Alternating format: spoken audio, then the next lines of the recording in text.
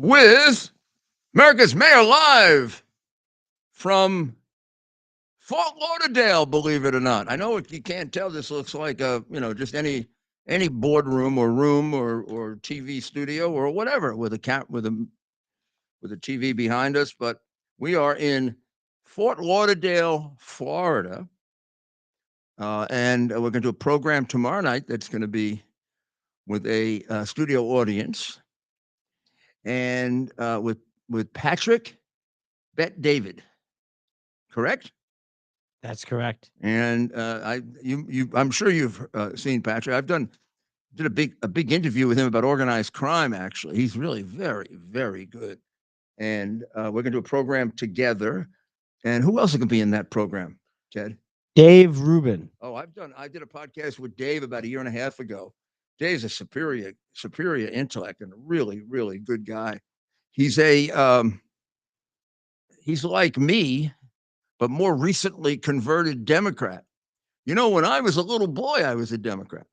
And when I ran for office, for the first time in a Republican primary, they gave me a hard time. I was a Democrat. I was about 2 years old when I was a Democrat. And I changed so long ago. I think we still had horses and buggies. And, but they gave me a hard time about it. But man, I got them right back. That's when I found the quote. Not that I only wanted to find it. Everybody knew it, but I thought I had found it. And in one debate, I said, well, makes me like my hero Churchill, who once said, if you're not a liberal when you're 20, you have no heart. And if you're not a conservative by the time you're 40, you have no brain. Mayor, that was my yearbook quote in high school. 17 years old. I liked you right away. You're a Churchill guy.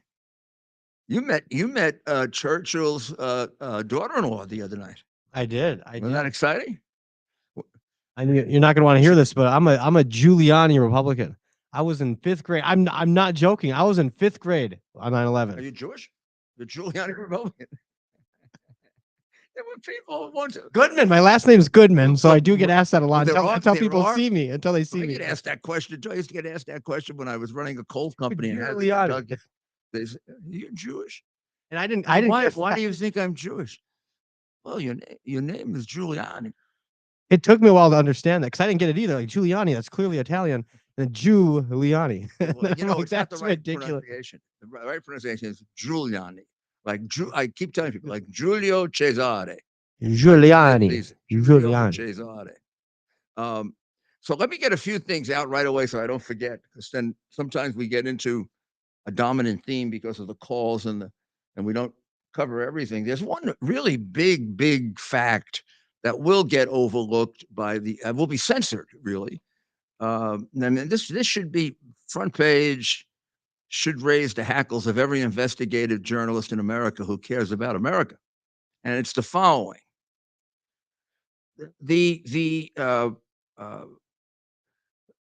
classified material and government documents taken, which would only have to be illegally, since he was vice president, he has no basis for declassifying the way Trump did as president. And he wasn't in the process of going through his papers to make a determination under the Presidential Records Act as to which ones were personal, not personal, etc.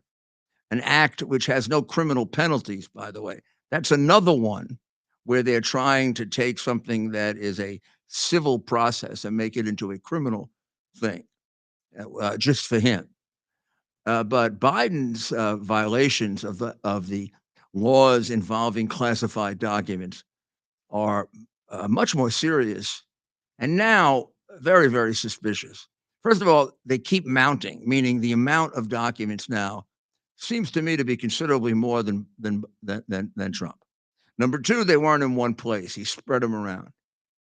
And number three, the places he had them weren't secure at all, whereas Trump had them in a place with security, which was observed by the FBI, who gave them recommendations on how to make them more secure, which they did. And the idea that he read them, well, of course he read them. He read them probably when he was in the White House, and he read them again. How's he going to make a determination as to what's personal and what's not personal if he doesn't read them? This is ridiculous. Someone, oh, very damaging fact. Trump read some of the documents. Well, he read them, but here's what Biden did. Turns out that the classified documents, at least a whole group of them, made a little trip. They made a little trip. They went through Chinatown. Yeah, Chinatown. I think in New York. Chinatown. Chinatown? Red Chinese? 31 million? The question's raised all the time. Is he compromised by China? If you haven't figured out the answer to that, it's really because the censored media doesn't give you all the facts, or you're you're almost as dumb as Alvin Bragg, who I think today, after reading the indictment last night, as a very, very accomplished lawyer and a person who's drafted many, many indictments, among other things, including being a completely disreputable lawyer because he doesn't follow his oath of office, and a dangerous guy who's getting New Yorkers pummeled, beaten, robbed, sometimes killed by his incompetence or his disloyalty. He's really one dumb guy. That indictment was written by somebody that needs to go back to law school because it is completely inadequate on its face. And we'll go into that in a little more detail later. But in any event, the classified documents went through Chinatown, not Little Italy, right? Not Yorkville, Yorktown, Yorkville, the German, what used to be the German section. Not not a Hispanic area or a Haitian area, or went through Chinatown. That's about the time that the spy chief of China was shuffling millions to Hunter with, as Hunter says, 50% for his pop. And they were setting up a business with the two Chinese communists where Joe and his wife were going to have the two main offices in their partnership with the Red Chinese. Yeah. There's a document, like they haven't put that one out yet. I have. They haven't. There's a document in which the keys are being distributed by the Chinese communists to the people in the office, and the first one's for Joe, and the second one is for Jill Biden. You know, what Biden has could be infectious, because inviting the losing team to the presidential celebration of a championship is really stupid. Right? You must be getting it from him. Is it possible? Dr. Maria is here working on something else. I'm going to ask her, Doctor, is it possible for senility and Alzheimer's or dementia? Can you catch it from somebody else? Oh, okay. Because I'm just wondering about Dr. Biden um, inviting the losing team to come to the White House. Trophy. Oh. Americans who want to work hard, it's Darwinism. And we'll win. The grit in sport. I'm not sure we can hear you. Here, you want? Okay. I'm trying to suck her into the show. She got a lot. She got a lot to say about everything, and it's all very wise. And so it looks like Ted's got a big smile on his face, but he wants me to look in the camera. He wants me to look in the Getter camera. Hello, Getter. Great, great audio on Getter tonight with our new mics. Our new microphone right here for Getter. A special microphone for Getter. That's spelled not get her, but Getter. Gettr with apostrophe. Gett apostrophe R. If I'm. Oh, Getter. one Where, note, where they did can Getter call- come they can from? call We would in. ask the. Do we have our phone set up? We have our phone set up. Oh, our phone. Yes. Number? We'll put the number out. We'll put the number out for phone Do we calls. remember the number? He's got it here somewhere. 1-646 646 306 306 8836. 88. You know, we here at the America's Mayor Live, we Ted and I together really are very, very high tech. What's the number? One? What is it? One? What was it? 646 Yeah. 306 8836. I want to show you how technologically advanced and the very, very high level video things we have. Look, that's the number to call. Pretty high level, right? What do you think? This was a pretty creative solution, don't you think? That's a good one, Mayor. We do have it on the screen as Oh. well. Oh, really? Take a look. How do we do that? But look at mine. Mine looks better. Yeah. Use mine. Oh, this is a Trump file. You'd say, how many Trump files do you have, Giuliani? About 5,000. So I got to figure out the rest of the name for this. Let's see what's inside the Trump file. Next time we're back in New York, maybe we'll take him a little tour of the room that contains 1,000 pieces of evidence of the Biden crime. A little tour of the room when they say we have no evidence of stolen election. It's coming out of the walls. Coming out of the walls. I showed up. My name is Mary Smith, and I showed up to vote, and they told me I voted already. I said, I didn't vote. Oh, yes, you did. You voted here. That's not my signature. Oh, I wonder who voted. Wasn't you, huh? Well, you're going to have to do a provisional ballot. And then they didn't count a lot of them. And then all it did was cancel out the phony vote. Unknown caller. So I want to remind people that one of the dangers of this, right? One of the dangers of this is that there's going to be, what goes around comes around. And there's now a big push for Republican district attorneys to do what Bragg did. In other words, to go. Well, I agree with that, but there's a real push toward that.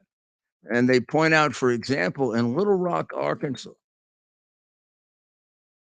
I don't agree with it. I don't agree with it.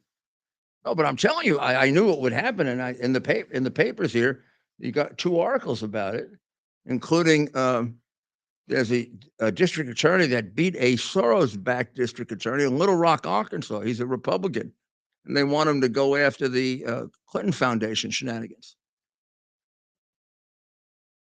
I don't know. Mayor, we are getting calls. The phone lines are lighting up. How about we take our first call? Oh, we have a call already? Okay. Fort Lauderdale, remember, we're in Fort Lauderdale. We're going to take our first call. We have Julie in Washington State. Julie, hello. Hello, Julie, how are you? Hi, Mayor. It's so good to I'm talk so to you. happy to.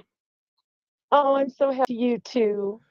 So tell, I listen to you every day. Well- What I wanted to talk about is, since we have such a bad invasion going on, and I think I've said this before, why doesn't Biden and all the Democrats that are in on this invasion, why don't they pay for it?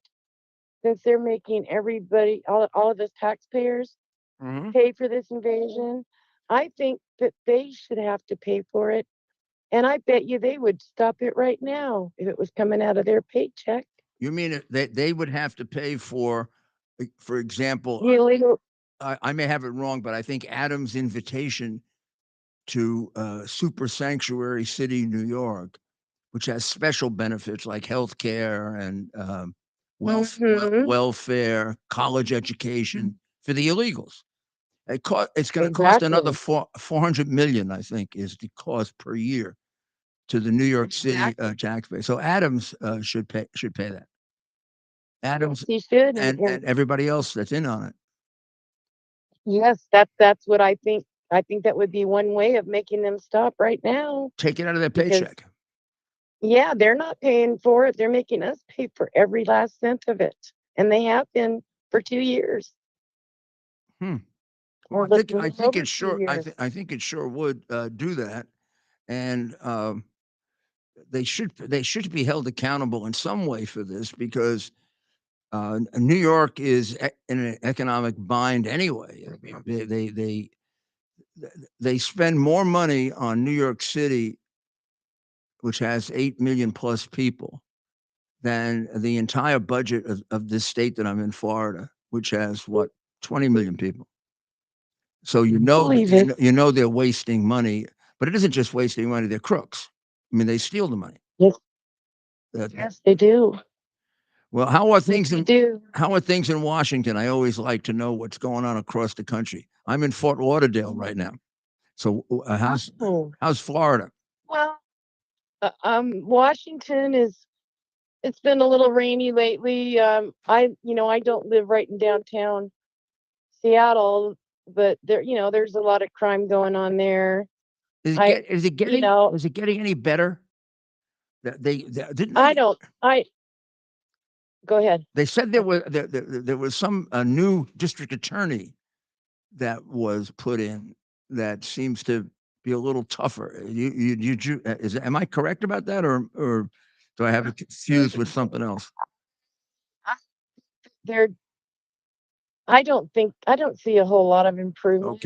Okay, They're still doing a lot of the bad things, and don't really not America first, yeah, and okay. I'm lucky where I am, but it's getting scarier all the time. Well, you be You know, careful and you keep communicating with us. All right, we've enjoyed talking to you and Thank you, Julie. seeing what's going on in that similar socialist state like New York.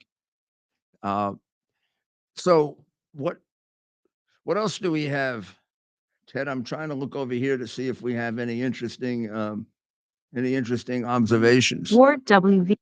People seem to be very interested in the Chinatown aspect, that it made a trip through the classified documents, made a trip through Chinatown before they were displayed in the open in his garage, and passed by the business partner every day of the spy chief of China. I mean, these are things nobody points out. So when you see those documents, that Biden had in his garage, the classified documents in his garage, that's really Hunter's house. Hunter paid for that house, and Hunter lived there for a long period of time, and his car was right there. So good old Hunter, who is very proud of the fact that he was a business partner of the spy chief of China, the effing spy chief of China, I should say, to quote the text correctly, was passing those documents every day. Think he ever took a peek? Think he took a peek? I mean, he may be a degenerate drug addict, but a smart guy, can read. Anybody ever ask either one of them that? They can take President Trump before a court for nothing. And we got a real concern with the country being compromised by a president whose family got ridiculous amounts of money from Red China, and who does things like gives up an air base 400 miles from China that no one in their right mind would do. And nobody even asked the question. You can't even get the press to raise it as a question. Nobody's got the guts to ask Little Miss Liar about that. Any connection with giving up the Bagram base only 400 miles from China and all the money the Biden crime family at or around that time and over the last 5 years has gotten from China, which is now amounts to about 31 million. I mean, that's a question any president would be asked if those facts were there. I keep telling you. I mean, imagine if John Kennedy or Ronald Reagan got a similar amount of money from the communists in Russia during the Cold War, or the Red Chinese. I have no doubt they'd be in jail. They'd be in jail. People would say it's like treason, particularly if you could then point to 1, 2, 3, 4, 5 acts that were highly suspicious and totally impossible to describe or to explain on rational principles. Why give up an airbase 400 miles from China? Now you're looking for one that's 1,000. And your big lying head of the Joint Chiefs of Staff, Milley, said it wasn't strategically important. Oh, come on. Come on. What, are we stupid? In an era of intercontinental missiles, and our missile can get there in 2 minutes and it takes yours a day to get to us. I'm exaggerating a little. And that isn't a strategic advantage. That's like when you were going to warn the Chinese if Donald Trump ever attacked them. I mean, we may have an administration. Well, we know we have an administration that is not America first. We may have a China first administration. So,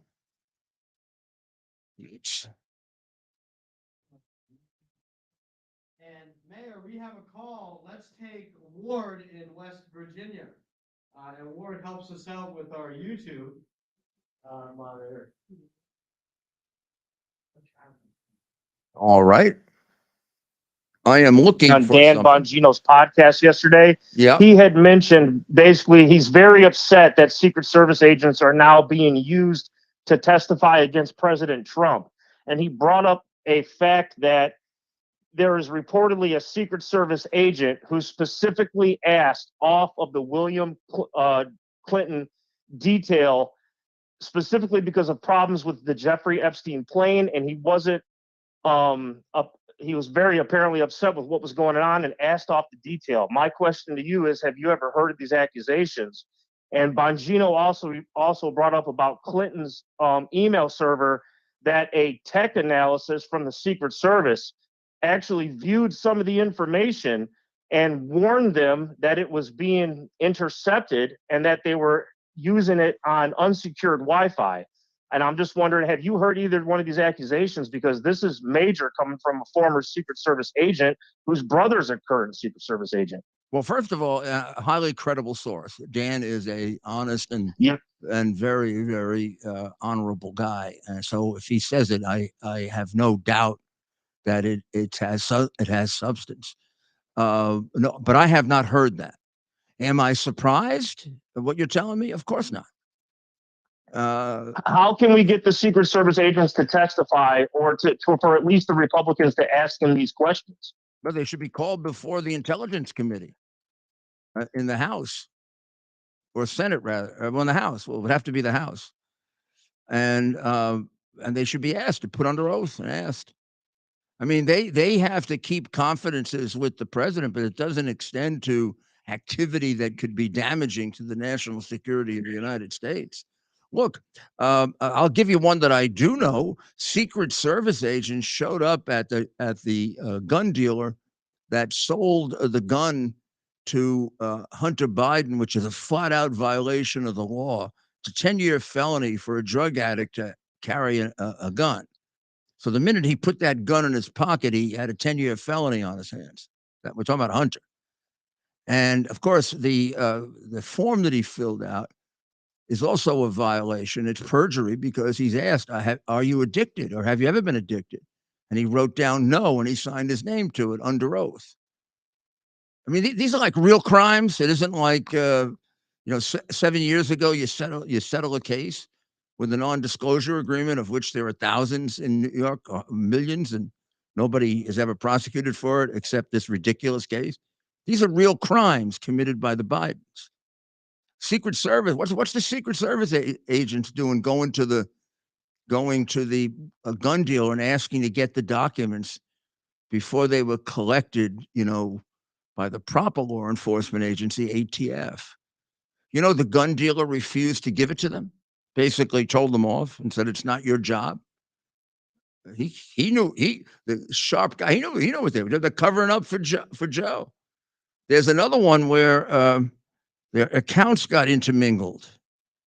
Well, because Hunter tells you in a text in 2018 that for 30 years he kicks back 50% of his income to his dad.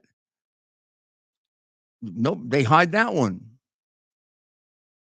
So there's confusion in their accounts, and Hunter is taking money out of it left and right to feed his degenerate addiction, which is massive. It's not just a normal addiction. There are hundreds and hundreds of pictures of him on the hard drive, sitting in closets, smoking crack. I guess he thought he would get it more. He'd get it more intensely if he sat in a closet. And those pictures are around the time that he bought the gun.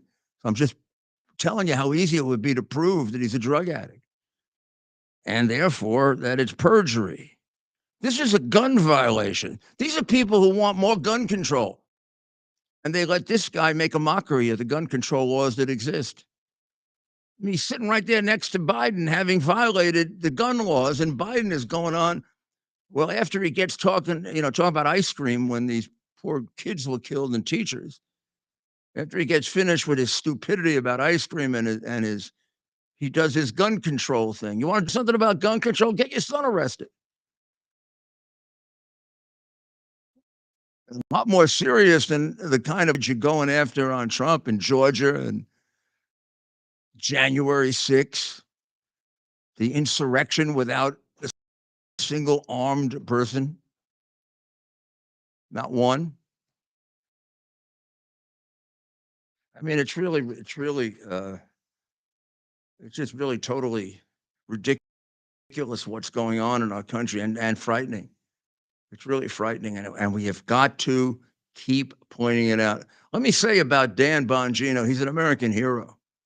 Any of these people that are going up against the censorship and going around it and getting you the information, like the information you just gave me, would never show up in the censored state.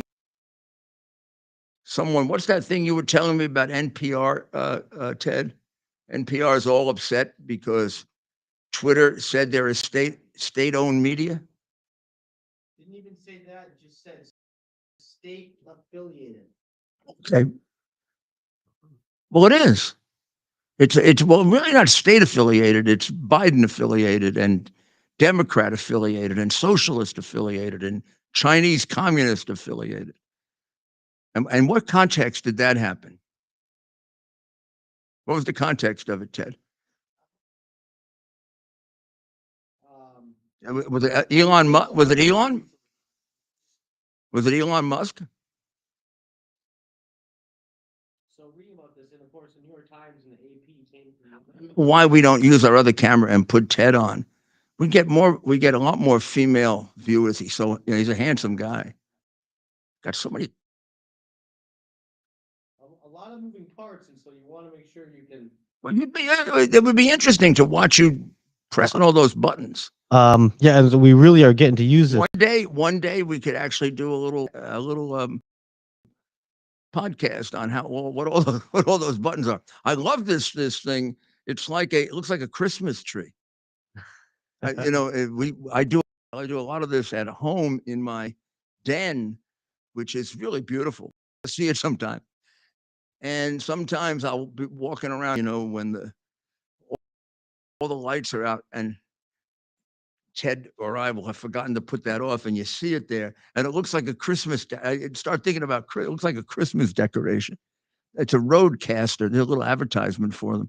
It's a roadcaster. It's really fabulous, and it looks complicated, but I mean, Ted really knows how to use it. But I know the basics now, which I'm very proud of. Yeah, he's going to go over and show you. we're not getting the color though, Ted. At least not on my monitor. I don't see the color. You do once you zoom in. You see those big buttons? Those are they're much more colorful than you're seeing. They have like the colors of, although they don't really have a Christmas tree light. Good colorful Lent though. So today is Wednesday. Tomorrow is Holy Thursday. Holy Thursday is the day on which we remember the Last Supper, the creation, not the create, I don't know what the right word would be, but the first communion, how Jesus showed his disciples to take bread and wine, and Catholics call it transubstantiation, and then to do it in memory of me, which is the basis of the Mass. Same words used by the priest at every Mass as you find in the Passion of Matthew or Luke or John or Mark. You thought I wasn't going to get the last one. One thing I remember are all my religion and theology classes. I enjoyed them. Very, very, I still enjoy long theology. Well, I want to point out an article that I get, and you can get it online if you don't have a copy of the New York Post, but it's by Andrew McCarthy.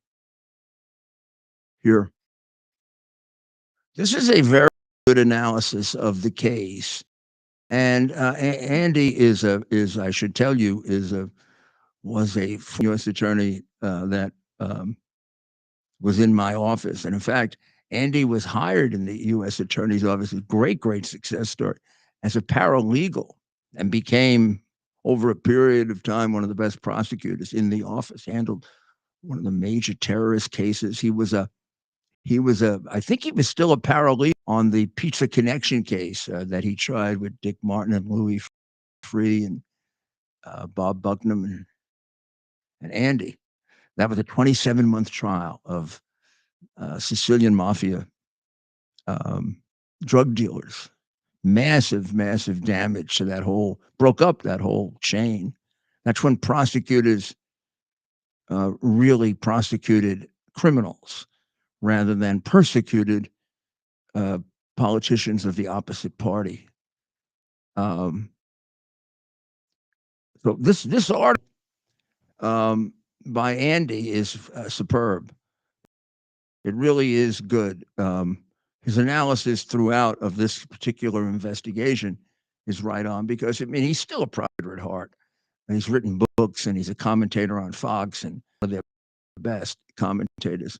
He begins by stop thinking of Alvin Bragg as a law enforcement official. Manhattan's district attorney is an elected progressive Democrat who campaigned on putting the power of his office in the service of partisan politics, explicitly vowing to exploit them against former President Donald Trump, his party's arch nemesis. That was his campaign promise. I'm going to get him. Immediately, the Bar Association should have begun an ethics in that. This itself is a shocking development, especially for those of us who both grew up in New York City and had careers in law enforcement, which I did also. For 34 years before his 2009 retirement, legendary lawman Robert Morgenthau led Bragg's office. And he points out, what a great reputation that office has and how it's being ruined by this lawless pretend public official. In Democrat-run one-party cities, DAs have long been chosen more by party leaders' control over the nomination process than by voters' choice, effectively a rubber stamp at the ballot box. That's how the judges in New York, including the one sitting on the Trump trial, are selected. Do not think they're selected in a merit-based process. They're selected by the county leader of the Democrat Party. and only the Democrat Party, because New York is a one-party city and state, much in communist countries and other totalitarian countries. Just to make it clear, the Bolshevik left has put an end to anything like a independent prosecutor's office. Progressive networks backed by George Soros realized that for a small investment, they could put their candidates elected in what typically had been modest five-figure non-competitive campaigns. The radicals have done just this in Manhattan, most of the 5 boroughs and big cities across the country. And we're seeing prosecutors have real power. No matter what the police do, no matter what the court say, it is prosecutors to decide what laws get enforced and what laws don't. Like in the cases against all the violent Black Lives Matter and Antifa rioters in 2020, and all large, giving many of them large sums of money, which happened even in New York. Progressives wield strong influence over institutions of opinion and young college-educated Americans. I object to the word educated. College Americans, or Americans who pretend, who claim the loyalty of few. 10% of Russians at the time the revolution launched a 7-decade reign of Soviet terror.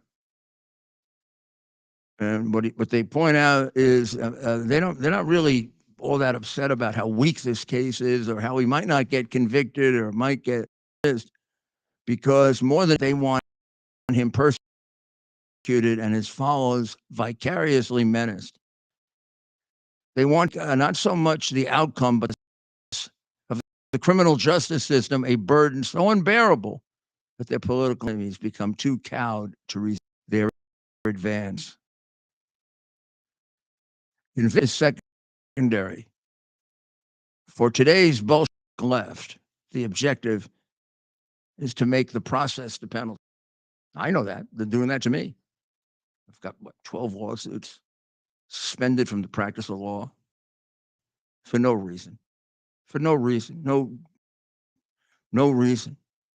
The main, I'm a danger to create a riot, which has been ruled by a federal judge, and there's been no suggestion, proof, or anything that I had anything to do with the riot. And the one comment that is used about trial by combat, all you have to do is read the sentences before it and after it and put it into the context of my talking about how we should take the two machines, put them next to each other, and see which one, see whether they can be manipulated.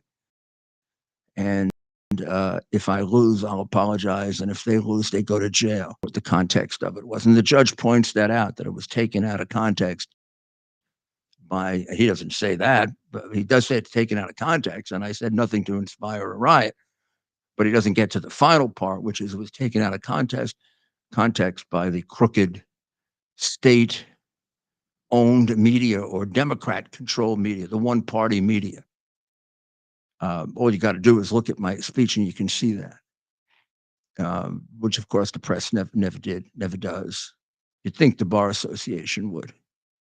It's a hell of a thing to suspend someone from the practice of law. Has been doing it for 50 years. And never had a proceeding like that against him ever. And has, I think, had a pretty successful career, particularly in the service of my country, having prosecuted some of the biggest cases in the years. But the Bar Association has decided I'm a liar and a disreputable lawyer, but they do nothing about Mr. Bragg getting people by his lawlessness. Just the other day, while he was persecuting Donald Trump, he and colleagues let out a guy who has been arrested of, I don't remember if it's 50 or 90 times for all kinds of robbery and theft. So they let him out on no bail. He went into two and stole many things. The first one without any violence. The second one, he threatened to spray them with some kind of chemical and frighten the living daylights out of the people in the store, and stole from that store. I think it was a Walgreens and another drugstore. I've forgotten, maybe CVS or. And he was caught after the second one, and the police charged him with 2 felonies: attempted robbery in the 3rd degree and robbery in the 3rd degree. Robbery is, a theft that contains an element of violence or violence itself.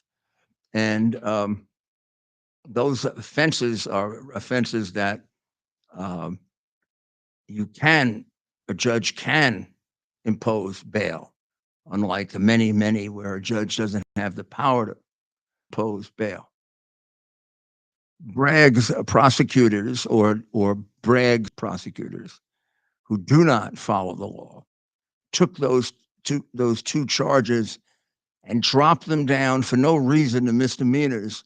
I think his name is so that Johnson could get out for the 91st time, so that he could continue his scourge of New York, which results in even Al Sharpton complaining that everything in a drugstore is behind chained up and locked gates.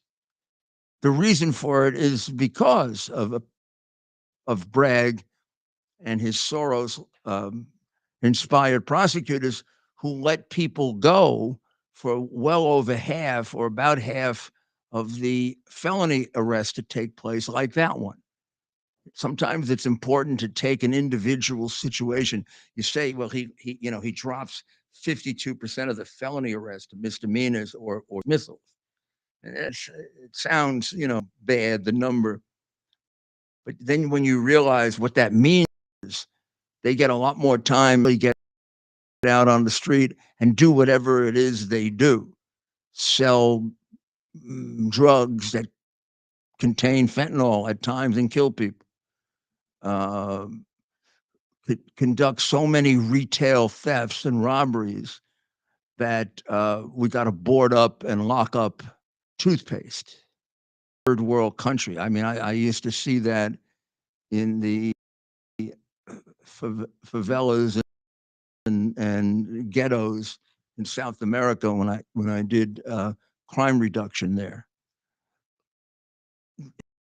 It results in elderly people for no reason, and you see that very, very often on television.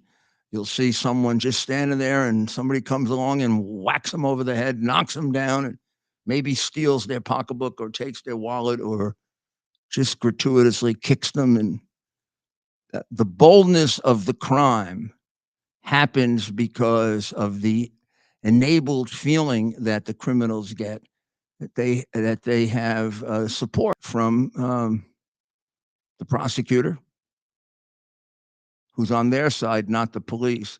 It also encourages them to make false claims about the police so that they can set up leverage to get themselves out. So they will claim many, many times they've been beaten or hit or treated unfairly. I mean, after all, these people are a guy who's got 90 arrests for robbery and theft and violence. You think he tells the truth? He possibly can to get out if it helps to say that the cop used racist remarks, or all that creates leverage so you can get out. I mean, they're criminals. They're criminals. Michael Goodwin, who's one of our columnists, I think he had a line. I don't know if I have it in front of me here. Who says, Alvin Bragg finally found someone he wanted to put in jail. Donald Trump, not the guy who did 90 robberies. No, that guy, they let people let out. No, of doing Trump, they let him out. So here's an editorial about it in the Post. Rodney Johnson, it was 90.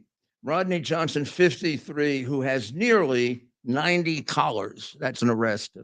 Going back to the 80s. I haven't looked at a rap sheet in a long time. When I was mayor, and crime in New York was 4 times what it is now. When we had one of these, and one of the left-wing Bolshevik judges would let somebody out who, raped people, beat people. I would hold a press conference and I would take the rap sheet, which used to be like big pieces of paper like this. So if you had 90, I could throw it across the entire room, the entire blue room where the mayor holds. I would do that. I'd say, and the judge let this guy out. Let's see how many arrests he had. Shoom, 45. Ah, yes, 45 arrests, 22 convictions. And the judge let him out so he doesn't lose any time and beating the living daylights out of us. Thank you, Judge. Thank you for helping to create crime in New York. These include domestic violence after he allegedly threatened to kill his girlfriend, robbery with intent to cause physical injury, extensive narcotic sales. He's done time in state prison for robbery and grand larceny, blown off a court-ordered intervention program 3 times in connection to a felony robbery case. None of that mattered to Bragg and company. When cops hauled in Johnson, 3rd-degree robbery charge thefts at 2 Manhattan pharmacies, including one where he's said to have threatened workers with pepper spray, the DA's office dropped all charges to misdemeanor menacing.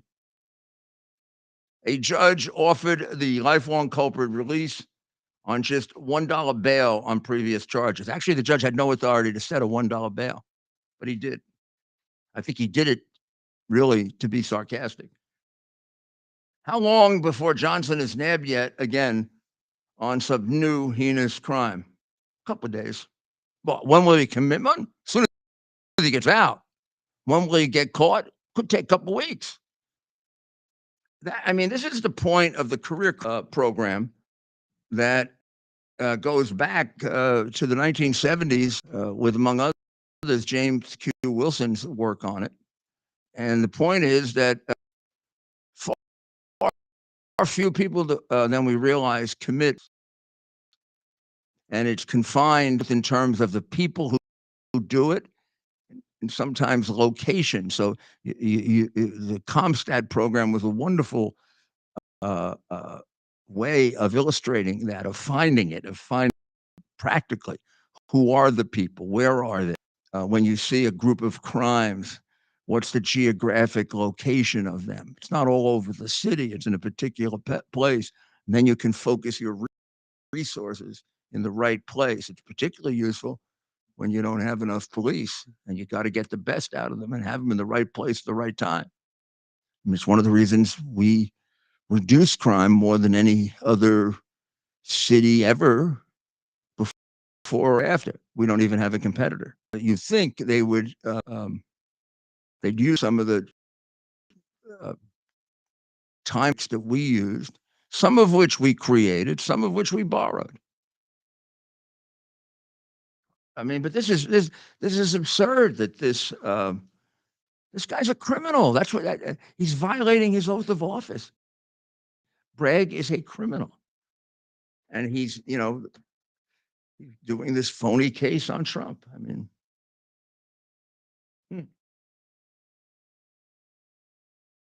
Well, let's see. Any more calls, Ted? We got any more calls? And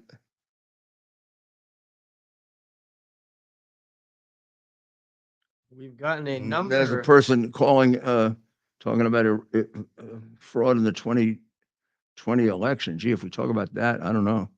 Probably take us off the air or something. So thanks for joining us. Of course, the number is 646-306-8836. Ward in West Virginia. Do we have that? Is he on the line? I see something there that says Ward in West Virginia. We had Ward earlier. What happened to Ward? Did we lose him? We had him on earlier. We Oh, now he's have, gone on already? Okay. well, we have Sorry, we could not enter the call immediately. we have Rob. Much like this, even as long as you can be reached at this number. Online. Unknown caller.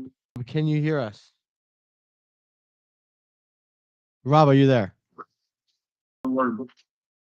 Rob? Yes, I'm here. Can everybody hear me okay? Yeah, you had quite a day yesterday, I understand, Rob. You really got around. Yes, it was. You really got around, huh?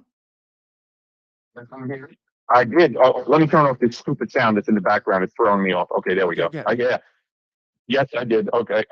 So yeah, yesterday was wild. I tried to find Ted, but I couldn't find him in the sea of people. There was a whole hell of a lot of people there yesterday. That's for I sure. guess so, yeah.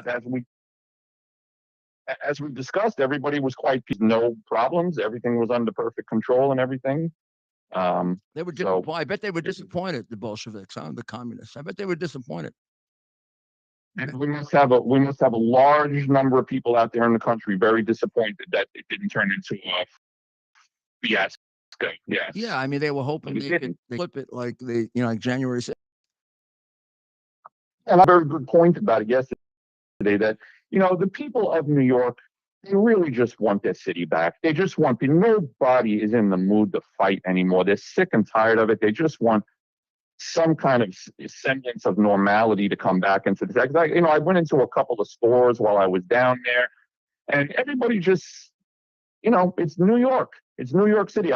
Everybody's just doing their thing. It's almost as if nothing happened, Right. at least from, the regular people, because that's what they do. They just want to live their lives, in peace and whatever. But so I did get an interview, I guess, of sort, if you could call it that, with a German news personnel. He had made a comment or even a suggestion about Trump, where he says that from his perspective, from a German news correspondent type of guy, he not a correspondent, but a writer, I think he was. Mhm. He claims that he thinks that they should propagate images of Trump doing things with his family and humanizing him. It's something he says that they never ever see any images of. It was just an observation, I guess you could say. Yeah, I'm thinking back, to when he was president, you would rarely see, and he is a very. I don't think there's anyone that can dispute, except the most dishonest of the enemies, that he's been a very good father, even with Yes. the problems in marriage and everything else. He and his wives have worked it out so the children haven't been damaged, which is a credit to him It's and to admirable. Ivanka, and By all accounts, Mayor, Ivana rather, but by all accounts, he is blessed memory. a family man. Yet he, as president, was focused on the job of being president. He's a family man, loves his family, wasn't gonna fake some of the stuff that other presidents would. It's almost like a waste of time where he's for the cameras. Look, he does all that with the family behind closed No. doors. They don't take pictures of it. Yeah, but he's focused on being president, and he's doing deals, and he has the Oval Office in the cabinet meeting rooms. He's focused on doing the job, not this other I've known him, and I knew Ivanka. I knew Ivana very, very well. In fact, in the early days when I first met him, probably as close to her as I was to him.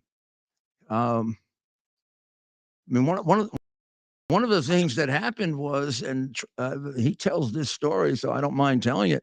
When she was getting divorced from, then I called him Donald. She came and asked me if I'd represent her, and I said I thought it was a conflict. See, I had ethics, something that doesn't exist anymore. And for the way I'm repaid for my ethics is they suspend me from the practice of law. You can tell I'm very bitter about that. There are certain things about this that bother you more than others. Attacks on your friends bother you. Attacks on your relatives bother you. more than they do on you because you feel they don't deserve it.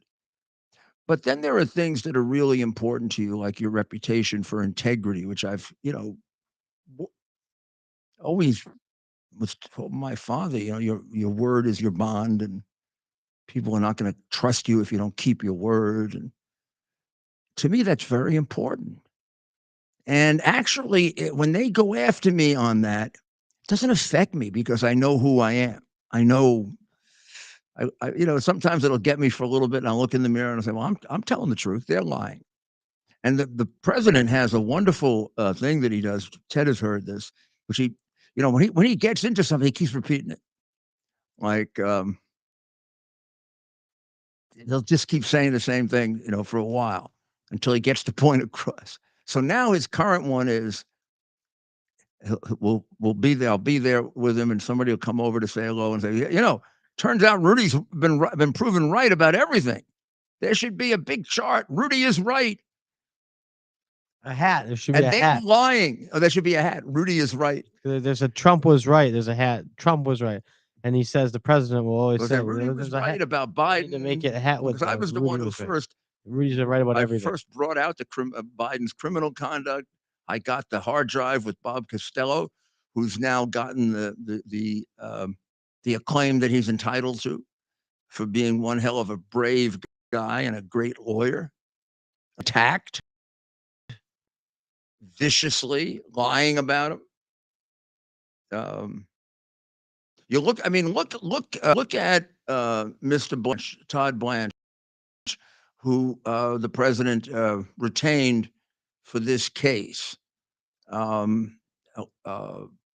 guess he's going to be the chief trial lawyer with Joe Tacopino and Ms. Nichols. He had to resign from his law firm. Now, he handled that in a very classy way, and he didn't say anything, but I know why. I mean, the same thing happened to me. They don't want the they don't want the blowback from their clients of representing Donald Trump. Well, I mean, that's we're in Joe McCarthy territory now. That's when we had the big Red Scare, and there's one I'm less familiar with in the 1920s, where anybody that was thought to be at all with a communist, or if you were a friend of a person who was the friend of a person who was a friend of a person who was a communist, you were fired. That's what's going on now. And I think it's exactly what my former colleague, Andy McCarthy, points out in this excellent, short, but very, very powerful article about what their real goal is.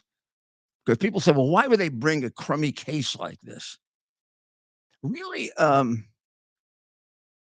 not just so much to frighten him, because he's hard to frighten him, to disrupt him, but really to frighten other people, to show what they can do. If they can frame Donald Trump, Donald Trump, and they'll frame you. Unknown caller. The purpose is for their political enemies to become too cowed to resist their advance, Andrew says. And I think that's what's going on. And that's why, they figure if they bring enough of these frame ups, one of them will stick. But even the process becomes the punishment, right? Convicting Donald Trump is secondary for today's Bolshevik left. The objective is to make the process the penalty, to bankrupt you, to get you thrown out of your law firm or business, to have people who suffer arrangement syndrome, treat you like you're an outcast, to have you persona non grata in the social circles you're in. Professor Dershowitz describes this, right? Professor Dershowitz has always been, all his life, I would call him a classical liberal. One of the things I always liked about him, which he's displaying now, great courage, is he'd defend your right to disagree with him to the death. because he believed that's the only way you preserve the First Amendment, the right of freedom of speech. And some of our great Supreme Court justices and others have written things like, it's easy to defend people who agree with you. The real test of your understanding of free speech is, will you defend the right of people you disagree with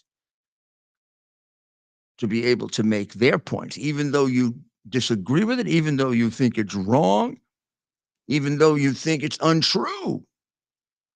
Because the way to combat it is in the court of opinion with better and superiors.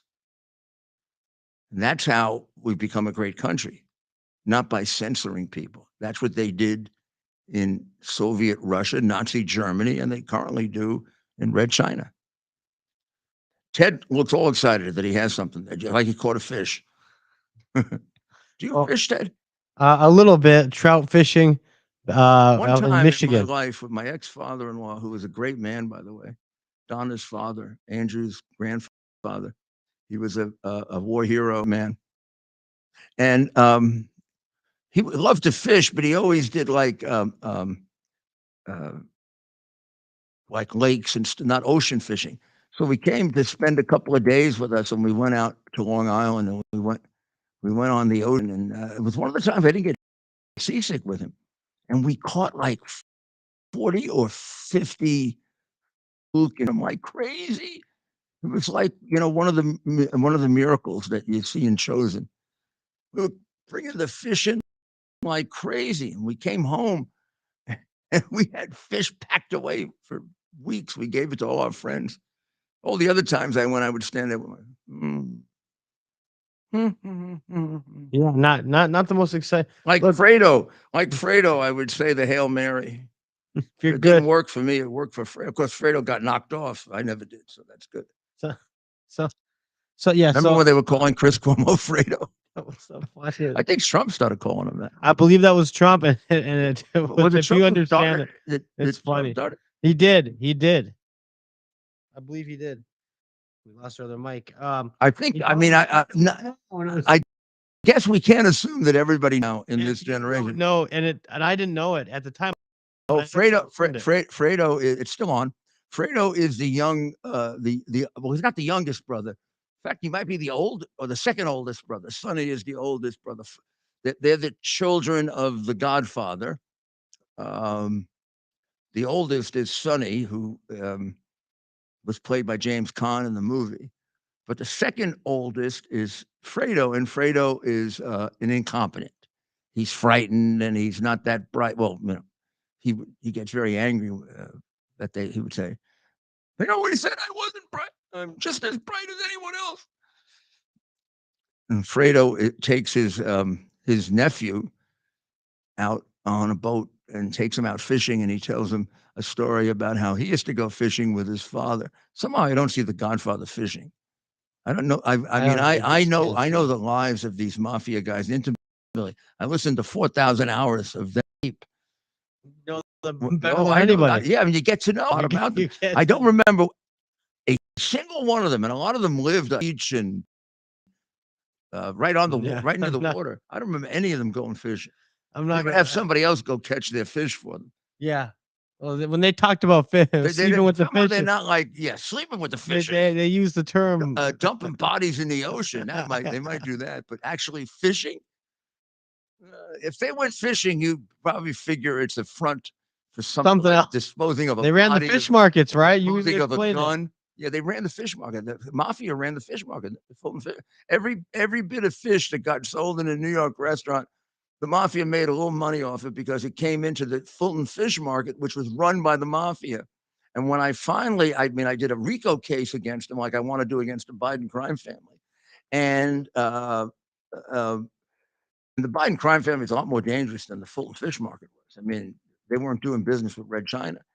And they weren't acting as traitors to our country and selling us out to the Chinese. But we did a racketeering case against them. We took away a lot of their businesses and a lot of their money.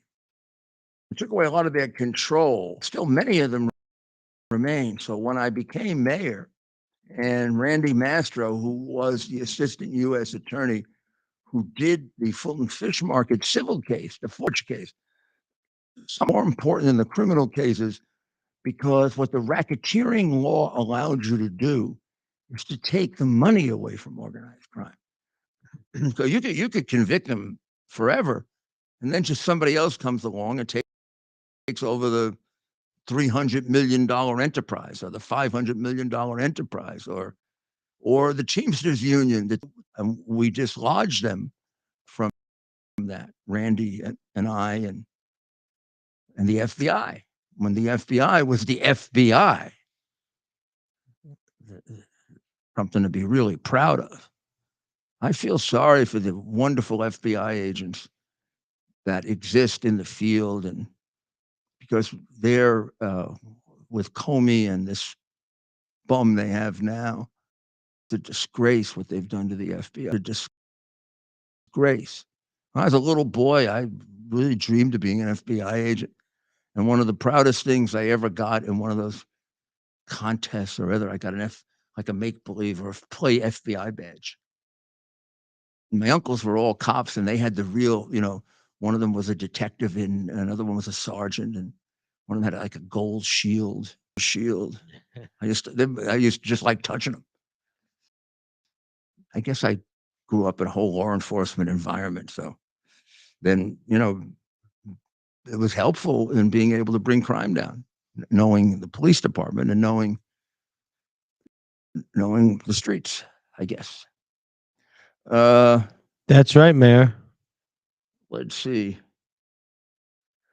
So what do we have here?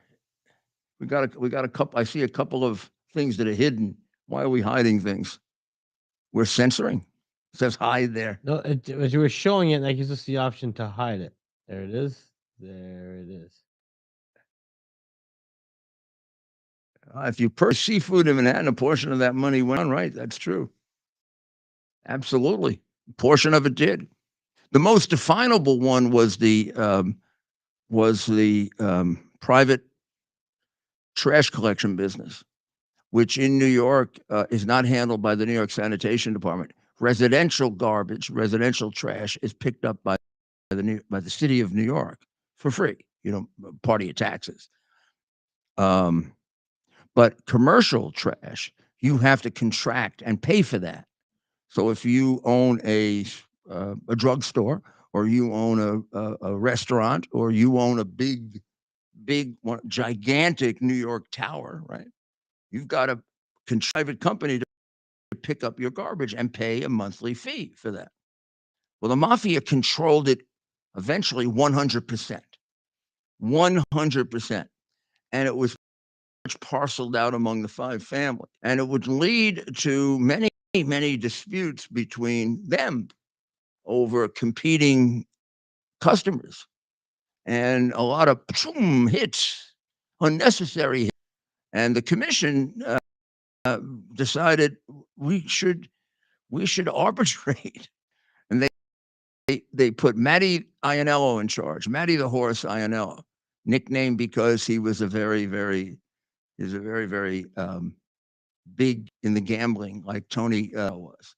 In fact, he worked for Tony, for Fat Tony. But the other families trusted Matty. He was a man of honor. It's amazing. Some of these Mafia guys are more honorable than the politicians. Like none of them would do to the grandchild what Biden is doing. Oh my goodness. I mean, if they had somebody that wouldn't recognize a grandchild, I don't know what they would do. I don't know if they'd kill them, because they wouldn't do hits for personal things. When Gotti killed the person who ran over his child accidentally, really, it was some thought about getting rid of Gotti at that point. In fact, there was a lot of thought about getting rid of Gotti, and I think they did do a hit on him once. It didn't work, and I think I recall. I don't know if it was tape recorded conversations or it was just source information, that there were a lot of Mafia guys who regretted not getting rid of him earlier. because they think he brought a lot of attention. The classic view of the mob was get under the radar, pretend businessman, have a front business. Like the Godfather was in the olive oil business, right? Jenko olive oil was his business. Mayor, you were taking them down whether Teflon Don was a thing or not. You were taking down the Taking mafia. it down. Teflon Don was Teflon Don when we started. Getting rid of some of those bosses made room. Well, yeah, we know the real. But that was the idea. Don.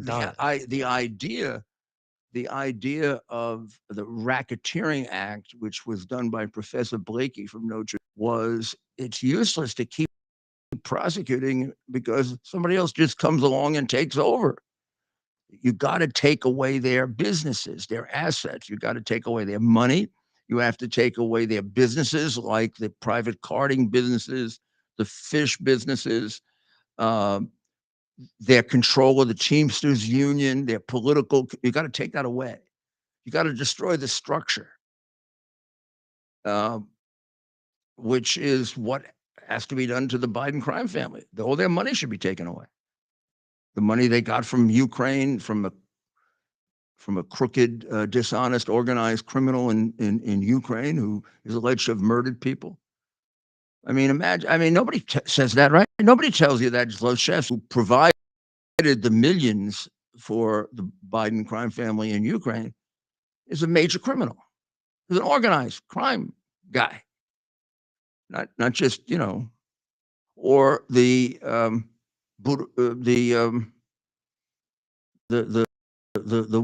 woman, the wife of the mayor of Moscow, who gave them 3.5, is a major Russian organized crime figure with all kinds of allegations and very close to Putin.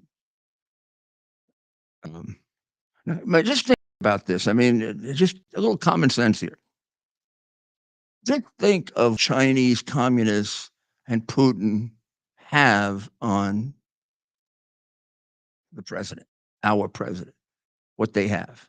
If I have the hard drive, which was the hard, we say hard drive, let's define what that is. That's Hunter's computer and his Apple network for about a 7-year period. It is not everything he had. Multiple cell phones, and he lost 3. The one I got is just one of them, and it's the most complete one. But the others have, different information in it or additional information in it. I mean, this is what happens when you're a degenerate drug addict. You forget that you're licensed. You literally forget. I mean, if you saw the pictures in the hard drive, you would realize how bad his addiction was. And there'd be a part of you that feels sorry for him, because it didn't have to be that way if his father didn't use him as a bag man.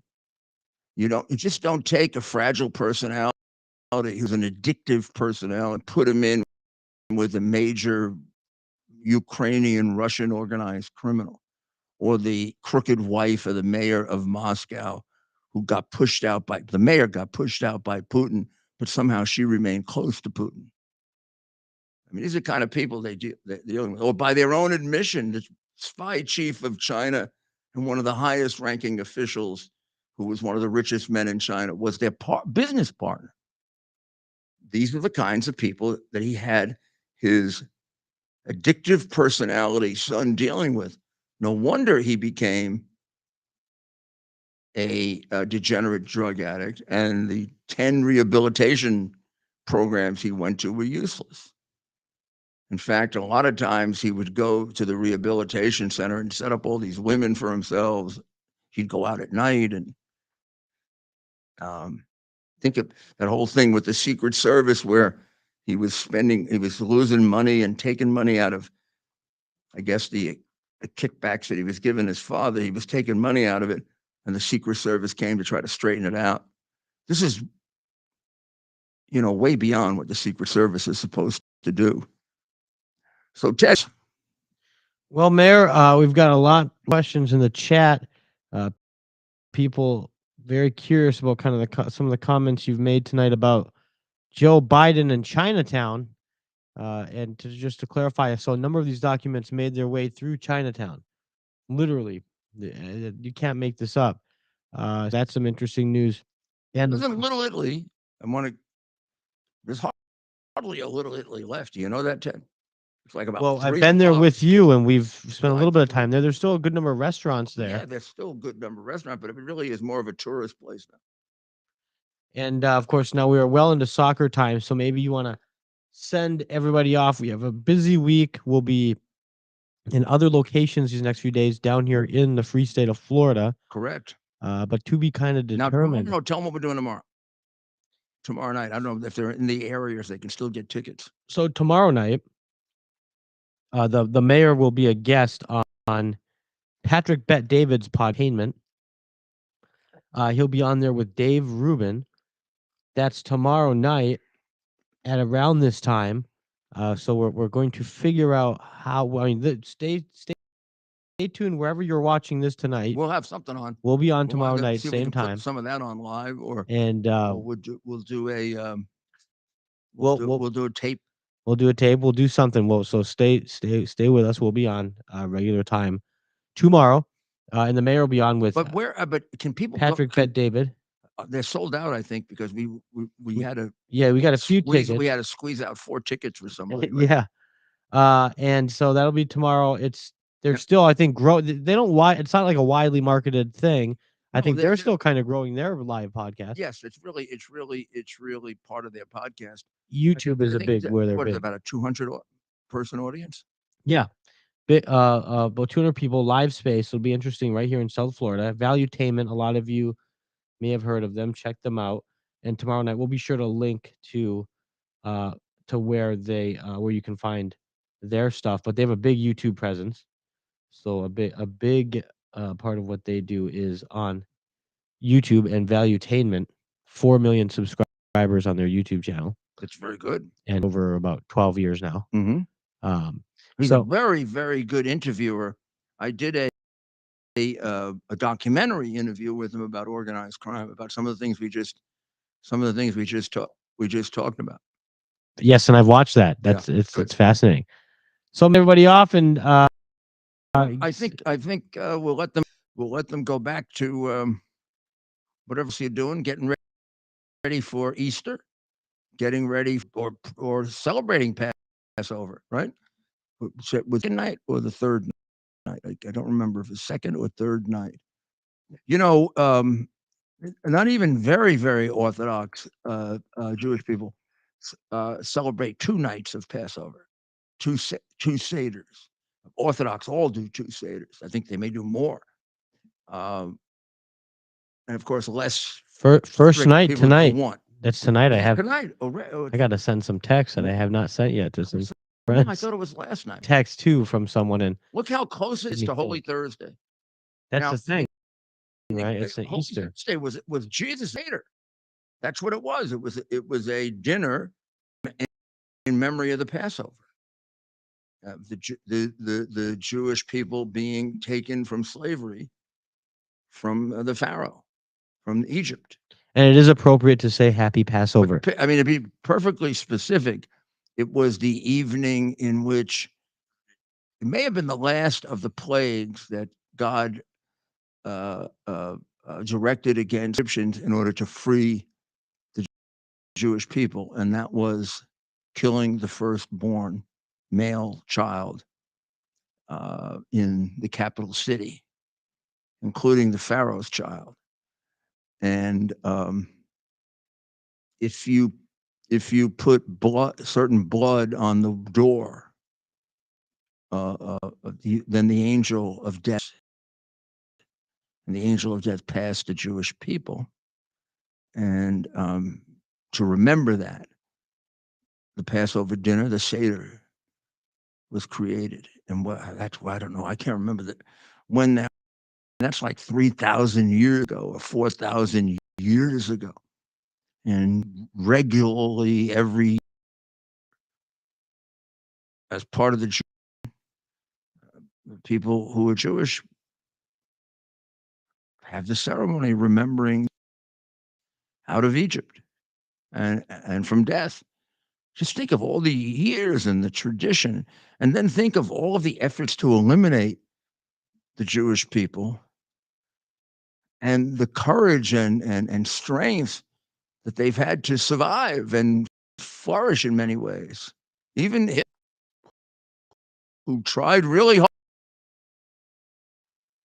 and inflicted on death and to eliminate the Jewish people or the Jewish religion. So when we say they're the chosen people, a lot of times they're Jewish people, friend, boy, chosen for what? Meaning, given the Holocaust, a lot of the anti-Semitism goes on. Well, chosen with the and flourish, and it still is the biggest hate crime in the country. Hard to believe, when you live in a certain society in which you don't see that regularly. It's hard to believe that goes on, but for all the emphasis on racism and everything else, it's Semitism that is, at least objectively, the single biggest prejudice that we have. I mean, exactly why? A lot of explanations, but it's still, none of it really makes a lot of sense except the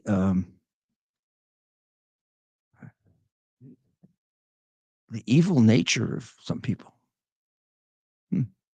We'll do it. We'll do a podcast on prejudice, just on that, because I have a lot of views of it, and I do have and would like to share with you my views on Nazis, because